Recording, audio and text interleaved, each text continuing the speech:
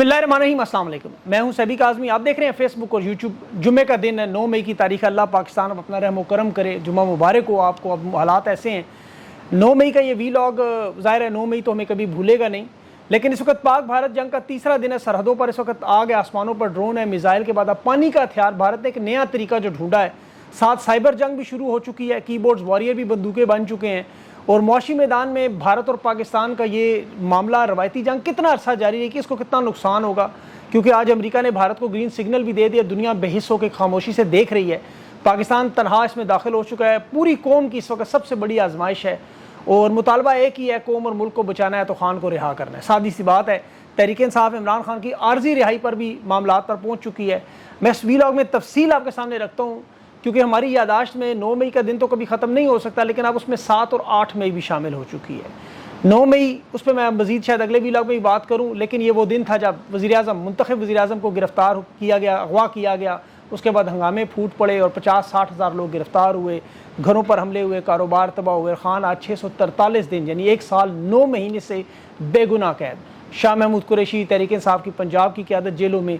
जो ख़वातीन के साथ हुआ, सोशल मीडिया के साथ हुआ, पाकिस्तान की आवाम के साथ हुआ, ये पाकिस्तान की तारीख़ में एक स्याह दाग कभी भुलाया नहीं जा सकता।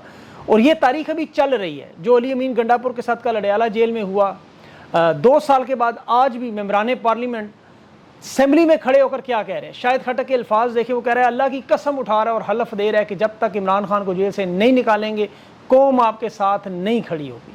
देखिए, ये आम वीलॉग होता तो पूरा वीलॉग आज 9 मई पे था। हालात लेकिन इस कदर ख़तरनाक हो चुके हैं, जो मैं आपको आगे चल के बताता हूँ कि हकीकी मानों में हम जिस जंग में इस वक्त उलझ चुके हैं, ये अब बड़े पैमाने पर और बहुत बड़े पैमाने पर पाकिस्तान का जो नाजुक दौर की हम बात करते हैं, हकीकी मानों में शुरू है। ऑल पार्टीज़ कॉन्फ्रेंस का मुतालबा तहरीक इंसाफ की तरफ से भी पार्लियामेंट में आ चुका है, लेकिन बदकिस्मती से ज़िम्मेदारान को ये मामलात समझ नहीं आ रहे। मैं इस वीलॉग में तफसील आपके सामने रखता हूँ तो आपको पता चले। ये तीसरा दिन है भारत पाकिस्तान की जंग का। सिविल आबादी पर निशाना आज भी बनाया गया। 5 शहरी शहीद हुए, 7 ज़ख्मी हुए। DGISPR ने कन्फर्म भी किया है, हिंदुस्तान के 35 ड्रोन्स की तस्दीक हो चुकी है। और ये उन्होंने कहा है कि ये ड्रोन रडार पर मुसलसल वो देख रहे थे, मॉनिटर कर रहे थे। विहाड़ी में, पाकपतन में, ओकाड़ा में तबाह किए गए इसराइली साख्ता। अब पाकिस्तानी फ़ौज की जितनी भी जवाबी कार्रवाई है वो अभी तक कश्मीर के इलाके में, वहाँ उनकी सोजी में, पीर कांथी सेक्टर में, वहाँ भारतीय फ़ौज के कम्प्लेक्स और चेक पोस्टें तबाह की गई हैं। लेकिन ये जंगी महाज पर हिंदुस्तानी मीडिया तो बड़े बड़े दावे कर रहा है और वो झूठ बोलते हैं बहुत बड़ा। अभी तक ISMR कोई कन्फर्मेशन नहीं कर रहा। हिंदुस्तानी मीडिया का तो आपको पता है हालात। इनका दावा है कि पाकिस्तान की रात को 2 F-16 और एक JF-17 ने हमला किया और उन्होंने मार गिराए और पायलट गिरफ्तार किए, लेकिन 12 घंटे गुजर चुके हैं, कोई सबूत पेश नहीं हुआ। लेकिन जो हालात की तशवीशनाक मैं आपके सामने बात कर रहा हूँ, ये ज़रा नक्शा आपके सामने रखता हूँ, आपको अंदाज़ा होगा इस वक्त ऑप्शंस कितने महदूद हो चुके हैं। ऑल वॉर आउट जो है, पूरी फुल स्केल वॉर, वो तीसरा दिन जो शुरू हुआ और इंटरनेशनल दुनिया तो इसको इलाकाई लड़ाई अभी तक मान रही है। और इसमें आप देखें, जिस तरह डोनाल्ड ट्रंप ने हलफ उठाया और यूक्रेन की जंग ख़त्म करवाने का मामला शुरू किया, यहाँ वो हल्के फुल्के बयानात दे रहे हैं। अमरीकी नायब सदर JD वेंस ने तो साफ साफ कहा कि एटमी जंग का कोई ख़तरा ही नहीं है और हम भारत के साथ खड़े हैं। वो समझते हैं इनका हक है कि दहशतगर्दों का पीछा करे, वहाँ उनके ठिकानों पर हमला करे, और इन्हें फुल इजाज़त दी गई है। अब उन्हें कहा गया कि लड़ाई छुड़वाने में हम नहीं आएंगे। अरब दुनिया भी यही कर रही है, मगरब, यूरोप, सबको भारत ने ब्रीफिंग दे के समझा दिया था। और पाकिस्तान की बदकिस्मती खारजा पॉलिसी की आज मौलाना फजल रहमान ने भी बात की कि तमाम सफारती ज़राए भी कह रहे हैं कि इस मामले को उस तरह नहीं उठाया गया। और ये काम जनरल बाजवा के दौर से जो तबाही बर्बादी का, जहाँ फ़ॉरेन डिप्लोमेसी के माहिरीन को साइडलाइन किया गया। शाह महमूद कुरैशी अभी भी जेल में, इस मामले का सबसे मजा हुआ सफारतकार।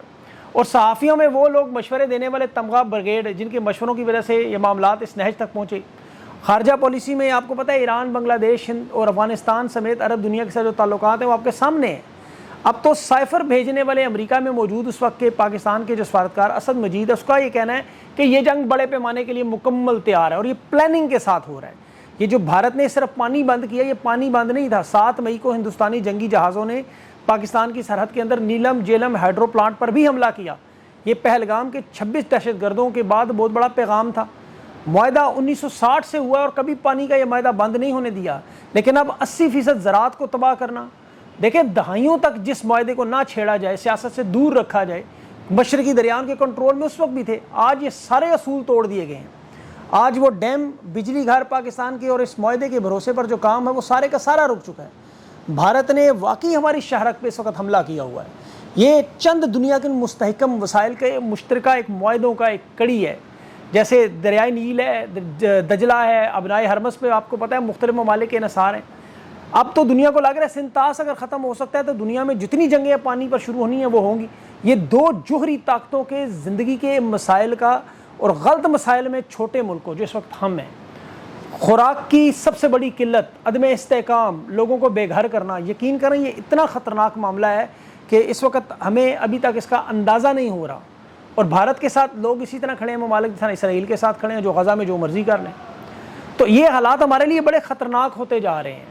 یہ جو پانی انہوں نے بند کیا, اور آج دیکھیں بغلیار کے جو 2 ڈیم انہوں نے کھولے بغیر جنگ لڑے, اتنا بڑا معاملہ انہوں نے کر دیا کہ 4 دن سے لے کر 3 مہینے تک پاکستان کے پاس وہ تمام خدشات جس میں زمینیں بنجر ہونے سے لے کر یہ آپ کے گھروں کے نلکوں میں پانی بند ہونے کا معاملہ ہے. یہ یقین کریں کوئی بیانات نہیں ہے, یہ ریسرچ سے میں بات کر رہا ہوں. اور اس کے بغیر ہمارے پاس اب کوئی حل نہیں کہ فل سکیل وار ہی اس کا حل ہے. اور یہ تب ہوگا جب قوم ایک پیج پر اکٹھی ہو کے فیصلہ نہیں کرے گی. ہندوستان اب اپنی ضد سے پیچھے نہیں ہٹے گا. میں آپ کو اس کے ثبوت دیتا ہوں. دیکھیں جس طرح روس یوکرین کا معاملہ زمین کا معاملہ, علاقے کا معاملہ, یہ سرحدوں کی نظریات کا معاملہ نہیں تھا. یہاں اب پاکستان ہندوستان کا معاملہ, یہ پہلگام صرف ایک بنیاد نہیں ہے, یہ 2016 سے کام ہو رہا ہے. کشمیر میں جو آرٹیکل 370 لگا تھا وہ کوئی ایک رات میں نہیں لگا. یہ جو جنگ آپ کو نظر آ رہی ہے یہ صرف 13 دن کا مسئلہ نہیں ہے, یہ ایک مسلسل تیاری کا معاملہ تھا. اور ہم لوگ خواب غفلت میں بدقسمتی سے آپس میں لڑتے رہے. اب ہندوستانی میڈیا نے آج جو رپورٹ کی بغلیار ڈیم کے 2 اور سالال ڈیم کے انہوں نے جو گیٹس کھولے ہیں, اب نچلے علاقوں میں سیلاب کا خطرہ بہت بڑھ چکا ہے. اس وقت دیکھیں ہندوستان ایک فرنٹ یا ایک محاذ نہیں, بہت سے محاذ کھول کے پاکستان کے لیے بیٹھ گیا ہے. اور پاکستانیوں کو ابھی تک اس کی اطلاع نہیں مل رہی, سمجھ نہیں آ رہی انہیں. ابھی تو جو سائبر حملے شروع ہوئے ہیں, دیکھیں وہاں پر باقاعدہ ہیکرز گروپ نے دونوں ممالک کے اس وقت سرکاری, دفاعی اور تعلیمی اداروں کا نشانہ بنایا جا رہا ہے. پاکستان کی طرف سے ہندوستان کے آرمی پبلک سنجوان پہ, وہاں ان کی جو فوجیوں کی صحت اور خدمات کے لیے ویب سائٹس ہیں ان پر, ملٹری انجینئرنگ سروس پر, منوہر پارکر انسٹیٹیوٹ ان کا بہت بڑا اس پر, اور ہندوستان کی سائبر مختلف جگہ پر. اور پاکستان میں حبیب بینک ہے, یونیورسٹی آف بلوچستان ہے, سندھ پولیس ہے, اسلامیہ یونیورسٹی بہاولپور ہے. اور اس کے علاوہ سیکیورٹی اداروں کے سب سے بڑھ کر اسٹاک ایکسچینج پہ جو سب سے بڑا حملہ, آپ دیکھیں وزارت اقتصادی امور کی ٹویٹر اکاؤنٹ کو ہیک کیا, وہاں سے بڑی عجیب و غریب پوسٹ ہوئی, ٹویٹ آئی کہ پاکستان کو بھاری نقصان ہو رہا ہے اور بین الاقوامی شراکت داروں سے مزید قرضوں کی اپیل ہے. پھر وہ ترجمان اقتصادی امور آئے, اس نے کہا یہ اکاؤنٹ ہیک ہو گیا, ہمارے کنٹرول میں. میں پریشان تھا, اتنی بڑی ٹویٹ انہوں نے کر کیسے دی. اب سفارتی کوششوں میں محسن نقوی امریکی سفیر سے 48 گھنٹوں میں 2 دفعہ ملا, لیکن امریکہ نے صاف ہاتھ اٹھا دیے کہ بھئی ہم کوئی مداخلت نہیں کریں گے, ہمیں اس سے کوئی فائدہ کوئی نقصان نہیں ہے, اور ہمیں یقین ہے کہ یہ ایٹمی جنگ کی طرح معاملہ جا ہی نہیں سکتا. مطلب انہیں اس طرح کی گارنٹی دی گئی کہ ایٹمی معاملہ نہیں جائے گا. روایتی جنگ اگر بھارت کے ساتھ پاکستان لڑے, جو کہ اب لڑنے پڑے گی, اس کے علاوہ کوئی حل نہیں, تو بھارت کے پاس تو دیکھیں فوجی ٹینک, جنگی جہاز اور رسد زیادہ وسائل ہیں. پاکستان کے پاس جنگی تجربہ ہے, دفاعی تیاریاں ہیں, بہتر ریئیکشن ہے, کیونکہ ہماری یہ فوج دہشت گردی سے بڑے عرصے سے لڑ رہی ہیں. دونوں ممالک جو ہیں وہ زیادہ سے زیادہ اس جنگ کو 2 سے 3 ہفتے نہیں چلا سکتے. معیشت پر بوجھ ہے, اسلحہ, ایندھن ہے, خوراک کی قلت ہے, بین الاقوامی دباؤ بھی پھر آئے گا. اس کے بعد 2 یا 3 ہفتوں کی جنگ, اس کے بعد یا تو بند ہو جائے گی یا پھر اس کی شدت خدا نخواستہ ایٹمی حملے کی طرف, اور شدید اقتصادی معاملات خراب. اب نقصان کس کو زیادہ دیکھیں, بھارت ایک بڑی معیشت ہے, ان کی ظاہر ہے معاشی ترقی کو شدید دھچکا لگے گا. ان کی سرمایہ کاری ہے, آئی ٹی سیکٹر ہے, سیاحت ہے, عالمی برآمدات ہیں, پھر ان کے سیکورٹی اخراجات میں بھی اضافہ ہوگا, اندرونی تناؤ وہاں پہ بھی بڑھے گا. پاکستان کی چونکہ معیشت بہت کمزور ہے, مہنگائی, ذخائر میں, خوراک میں, بجلی کی قلت میں, مالی دباؤ میں, اور ایک عام آدمی سے لے کر پورے پاکستان میں ایک مزید خطرناک اس کا رد عمل ہوگا. ایٹمی جنگ کا خطرہ تو ہے نہیں, کیونکہ دنیا ظاہر ہے سخت عالمی رد عمل دے سکتی ہے, پابندیاں ہیں, تنہائی ہے, کسی کے حق میں نہیں ہے, ماحولیاتی تبدیلیاں بھی ہیں. اب پاک بھارت آپ کو پتہ ہے چین کے خلاف بھی اتحاد اسے سمجھتے ہیں, اور وہ سمجھتے ہیں اس خطے میں جو غیر مستحکم ہو گیا تو افغانستان کا معاملہ بھی شروع ہو جائے گا. ویسے تو دنیا اس وقت آپ کو پتہ ہے یوکرین, غزہ اور تائیوان کے تنازعات میں الجھی ہوئی ہے, ایٹمی حملہ برداشت نہیں کر سکتے. لیکن یہ 2-3 ہفتے کمر توڑ ہفتے ہیں. آپ فرق دیکھیں دونوں ملک کی معاشی پوزیشن کا, آپ کو اندازہ ہو جائے گا. بھارت کی $4 کھرب کی 5ویں بڑی معیشت ہے, پاکستان کی ٹوٹل اکانومی $350 ارب کی. ہندوستان آبادی کے اعتبار سے بہت آگے ہے, فی کس آمدنی میں تقریباً $2500 بنتی ہے, یہاں $1200 بھی نہیں بنتے, اور 5% بھی نہیں بنتا. لوگوں کی قوت خرید بھی کم ہے. مہنگائی بھی ہماری 48 سے 50% جو میدان میں اصلی ہے، سرکاری تو چھوڑ دیں، ٹوٹل برآمدات پاکستان کی ٹوٹل 30 ارب ہیں، ہندوستان کی تقریباً 1000 ارب کے قریب ہیں، کرنسی کا بہت بڑا فرق بھی ہے، تو معیشت ان کی ہم سے 10 گنا بڑی ہے، انفارمیشن ٹیکنالوجی میں، سیاحت میں، زراعت میں، سرمایہ کاری میں۔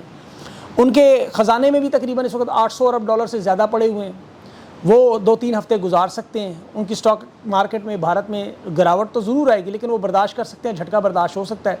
یہاں چونکہ زر مبادلہ نہ ہونے کے برابر ہیں، ڈیفالٹ کا بہت بڑا خطرہ ہے، عالمی سرمایہ کاری بند ہو جائے گی، بنیادی اشیاء تیل گیس آٹا اس کی قلت ہے، اور مہنگائی سے ظاہر ہے مزید کرنسی گرے گی، اس سے دفاعی بجٹ جو ہمارا اس وقت 10 سے 12 ارب ہے اس میں مزید اضافہ ہو جائے گا، کروڑوں ڈالر کا نقصان دونوں ممالک کو، لیکن ہندوستان برداشت کر سکتا ہے۔ پھر جو اصل بات ہے IMF، ورلڈ بینک، چین، عرب ممالک، یہ اگر بھارت کے دباؤ میں سپورٹ نہیں کرتے تو بہت بڑا مسئلہ، چین شاید پھر تھوڑی بہت کر دے۔ معیشت کا فرق آپ دیکھیں، ایک چھوٹے سی مثال سے آپ سمجھ سکتے ہیں کہ یہ جو PSL پاکستان میں میچ ملتوی کروا کے عرب امارات لے کے جا رہے ہیں، پاکستان کا یہ ٹوٹل ٹورنامنٹ 5.6 ارب روپے کا ہے، منافع کرکٹ بورڈ کو 5% جو 58 کروڑ بنتا ہے، فرنچائزز کو 5 ارب سارا مل جاتا ہے۔ بھارت میں IPL کا یہی معاملہ 5 ارب ڈالر کا ہے، ذرا فرق سمجھیں، پاکستانی وہ 40 ارب سے بھی زیادہ بنتے ہیں۔ اب بھارت کی ساکھ کو نقصان ضرور ہو رہا ہے، لیکن وہ یہ برداشت کر سکتے ہیں۔ IPL میں 10 ٹیموں کے 500 ارب کی کمائی، جو میڈیا کے حقوق، سپانسرز، ٹکٹ شپ، مرچنڈائزنگ، تو ان کی معیشت کے لیے بہت بڑا فائدہ ہے۔ تو جو نقصان وہ برداشت کریں گے وہ کسی صورت میں آپ اس کو چھوڑیں گے نہیں۔ پاکستان میں تو ہم سب لوگ اس بات پر متفق ہیں کہ ٹائمنگ بڑی اہم ہے۔ قوموں کی تاریخ میں فیصلہ سازی کا ایک وقت ہوتا ہے، ریاست فیصلہ کرتی ہے کہ بچاؤ کرنا ہے یا تباہی کرنی ہے، اور پاکستان کے جو حالات اس میں دیکھیں، بلکہ دنیا کے حالات دیکھیں، جب بھی قوم اگر تباہی کی طرف جائے تو وہ پھر تاخیر ہو، انتقام کی پالیسی ہو، قوم بکھر جاتی ہے۔ خان کی رہائی اس وقت وہ تاریخی موڑ ہے کہ دیکھیں، اندرا گاندھی نے آپریشن بلو سٹار 1984 میں کیا، طاقت کا استعمال کیا، پنجاب میں کیا ہوا رد عمل ہے، اندرا گاندھی قتل ہوئی، سکھ مخالف فسادات ہوئے، خالصتان کی تحریک آج بھی زندہ ہے۔ مشرقی پاکستان میں شیخ مجیب کو اکثریت ملنے کے باوجود اقتدار نہیں دیا گیا، سیاسی مذاکرات نہیں کیے گئے، فوجی آپریشن ہوا، تاخیر ہوئی، سقوط ڈھاکہ، مشرقی پاکستان ٹوٹ گیا۔ اور ایوب خان نے یہی غلطی 1968 میں جب عوام سڑکوں پر تھی تو یہ غلط فیصلہ کیا، اقتدار سیاستدانوں کے حوالے کرنے کی بجائے جنرل یحییٰ کے حوالے کیا، اور یہ 1971 کے المیہ تک معاملہ گیا۔ تو وجہ کیا تھی؟ سیاسی مفاہمت نہیں تھی، اکثریت کی آواز نہیں سنی گئی، انتقام ریاست نے لیا اور تباہی شروع ہوئی، انتہا پسندی، بغاوت، اب عالمی سطح پر، اور معیشت کو بھی بے تحاشا نقصان۔ اب اس وقت روس کے معاملات میں بلکہ انٹرنیشنل زار نے بھی یہی کیا تھا، اس نے بھی طاقت کا استعمال کیا، سلطنت فارغ۔ تو جن ممالک میں خانہ جنگی کے حالات بن جائیں وہاں پر ٹائمنگ، اس وقت پاکستان کے حالات میں 2 طاقتور لوگ ہیں، ایک عمران خان جس کے پاس پورے پاکستان کی، چاروں صوبوں گلگت بلتستان کی عوامی طاقت ہے، دوسرے آرمی چیف جن کے پاس پورے پاکستان میں 7 لاکھ کی فوج۔ اگر یہ دونوں طاقتور ملے تو طاقت ڈبل ہو جائے گی۔ خان کو رہا کیا گیا تو یقین کریں خان یہ تلخیاں بھول جائے گا، ذاتی حملے بھی بھول جائے گا، بے گناہوں کو قید کرنا بھول جائے گا، اور یہ جیل میں اس کی پارٹی توڑی بھول جائے گا، قانون کے کٹہرے میں ضرور لائے گا لیکن اس وقت نہیں لائے گا۔ یہ اس وقت کا معاملہ خان صرف اور صرف پاکستان کے ساتھ کھڑا ہوگا۔ یہ نواز شریف، شہباز شریف، زرداری، فضل الرحمان صاحب، انہیں سوچنا چاہیے اگر یہ واقعی پاکستان سے محبت کرتے ہیں۔ پھر دیکھیں پاکستانیوں کی طاقت کیا ہے، سوشل میڈیا، اوورسیز پاکستانی، عوام، اب ان سب کو اکٹھا کرنا چاہیے۔ یہ ایسے موقع پر ابھی وہ الادین کے 2 بھائی اغوا کر لیے، شہربانوں کی والدہ کو اغوا کر لیا، اب وہ غدار وطن تو نہیں ہے، اگر وہ مطالبہ کرتے ہیں کہ ریاست پاکستان بھارت کے حملوں کا جواب دے تو اس پر کوئی غلط بات تو نہیں ہے۔ اب شناختی کارڈ بلاک کرنا، پاسپورٹ بلاک کرنا، بینک اکاؤنٹ بلاک کرنا، ان کے گھر والوں کو اغوا کرنا، مارنا پیٹنا، یہ کیا بھارت کے حملوں کا جواب ہے؟ اس سے تو مزید نفرت پیدا ہوگی۔ دیکھیں بھارت جہاں ڈرون مار رہا ہے، پاکستانی شہریوں کو شہید کر رہا ہے، پانی بند کر رہا ہے، آپ طاقت کے ذریعے عدالتوں کو مینج کروا رہے ہیں، لوگوں کو اغوا کر رہے ہیں، یہ کیا سلامتی کا معاملہ ہے؟ قومی سلامتی کے معاملے پہ تحریک انصاف کو بلاتے نہیں، وہ عمران خان کے بغیر تو آئیں گے ہی نہیں، ظاہر ہے۔ اب اس سے کیا ہوگا؟ نفرت اور انارکی بڑھے گی۔ ابھی علی مین گنڈا پور نے عمران خان کی عارضی ضمانت کے لیے رہائی جو ہے اسلام آباد ہائی کورٹ میں درخواست دی ہے، آن لائن ویریفیکیشن بھی کی، پٹیشن میں درخواست ہے، اس میں یہ لکھا ہے باقاعدہ کہ امت مسلمہ کا یہ بڑا رہنما ہے، اڈیالہ جیل میں اس کی جان کو خطرہ ہے۔ بھارت اس وقت چونکہ سرحدوں کی خلاف ورزی بھی کر رہا ہے، ملک میں تباہی بربادی بھی کر رہا ہے، اور اس کا رہنما نریندر مودی کا وزیر اعظم اس جماعت سے تعلق رکھتا ہے جو خان کو پسند نہیں کرتے، اور یہ حملہ ہو سکتا ہے کسی وقت بھی۔ عدالتیں مد نظر رکھیں، لیکن عدالتیں آپ کو پتہ ہے مکمل طور پر پیک ہیں۔ مخصوص نشستوں کے فیصلے میں پہلی سماعت میں آپ دیکھ لیں تحریک انصاف کو مکمل فیصلے کا آرڈر تک نہیں دیا جا رہا. کہا جا رہا ہے جی کہ 2 ججز نے چونکہ وہ الیکشن کمیشن کی نظر ثانی کی درخواست پہ آرڈر دینے سے منع کیا، اس لیے آرڈر بنتا نہیں، اس کی اپیل کیسے کریں. اب ان حالات میں آپ خود بتائیں کیا کرنا چاہیے.